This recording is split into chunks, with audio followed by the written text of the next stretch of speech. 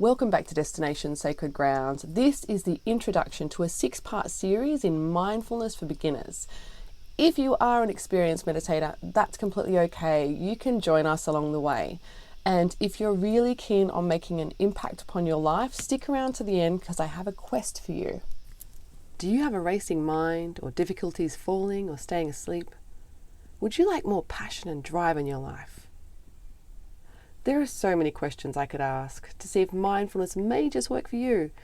And you'll probably answer yes to at least one of the questions I ask. So let's just cut to the chase. Mindfulness has been tried and tested within countless areas and communities for over thousands of years. It's been shown to improve upon the lives of those who practice it. It's something most of us can do and can pretty much work for anyone. But what is mindfulness? To simply put it, it's being present in the now. Whether you're sitting in mindfulness meditation, eyes closed, hands in mudra, or you're watching a bird sitting on a branch of a eucalyptus tree grooming its wings. It's having your whole focus on the very moment in which you exist, right here and now. It's connecting with what you see, hear, smell, touch, taste, and sense. Here are just some of the benefits you can gain from practicing mindfulness regularly. A relaxed and calm body, increased energy levels, a change in the immune system, sharper intuition, the ability to deal effectively with tasks, people and circumstances, less worrying and anxiety, a stronger sense of self-confidence, a sense of inner peace, a sense of oneness and connection with self, others and the earth. Many people aren't actually aware that they are mindful at different points of the day, if only for a brief moment. It could be when washing up, digging in the garden, or perhaps it's when you hear an aircon or fish filter turn off after being noisy for so long. It's that moment when you're not lost in a thought or a story about what happened the other day and who needs to do what. The opposite can be said about the many who are so busy within their minds and distracted by the outputs of society that they assume they are this busy in life also. And let's face it, we all get distracted, and many of us are very busy in life, overly busy, but not as busy as we sometimes think. Unfortunately, most people in society will have some form of childhood trauma or dysfunction being passed down from generation to generation. It can be difficult growing up to make sense of the world. And if you don't have a safe space to open dialogue and unpack the ramblings of the mind, a person can feel like they're going down a rabbit hole of no return. With limited mainstream educational offerings of mindfulness within the Western culture teaching what should be the very foundations to life, many people will find other coping mechanisms for dealing with daily stress and an overactive mind. However, these are only short-term fixes that can be even more detrimental for our overall health and well-being when overused. What I'm talking about here is not being able to sit and deal with the stuff that arises. The feelings of frustration, boredom, guilt, shame, or the nothingness that exists within because we've numbed ourselves for so long. We grab our phone to check our messages or listen out for the constant ping of notifications that come up on the phone. We grab a drink or light up a cigarette or watch yet another Netflix series. We as the people aren't the ones who thrive by constantly distracting ourselves.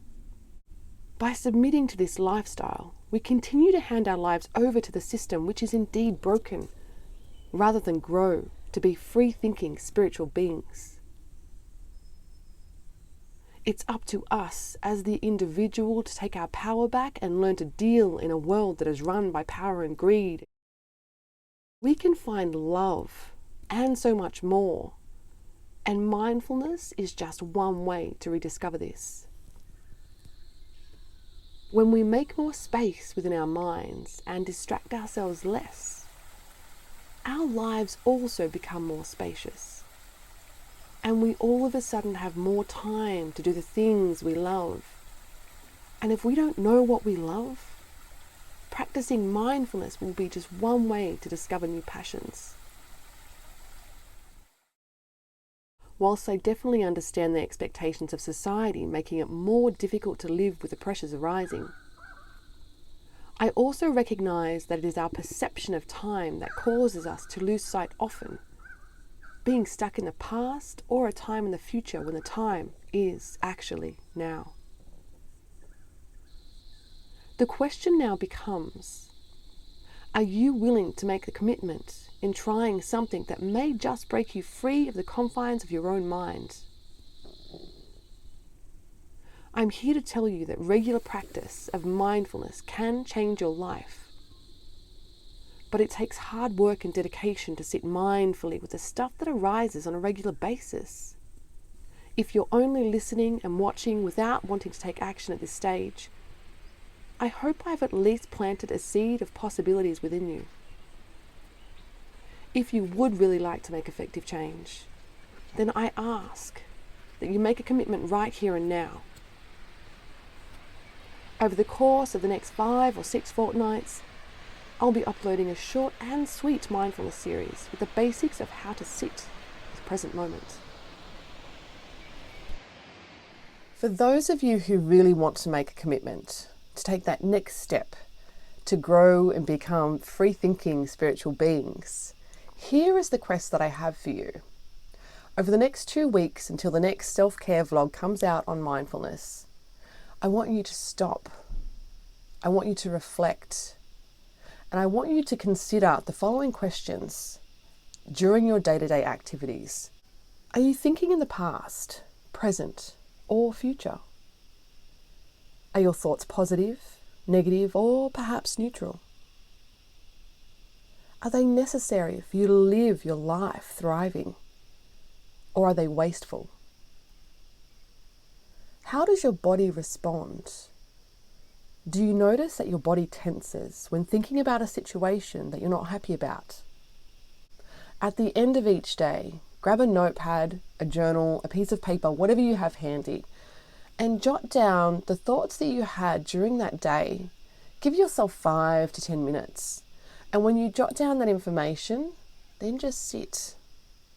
Meditate. Reflect on the thoughts that arose within you. Do this with compassion for yourself, without judgment. We judge ourselves far too much. And I hope to see you next fortnight.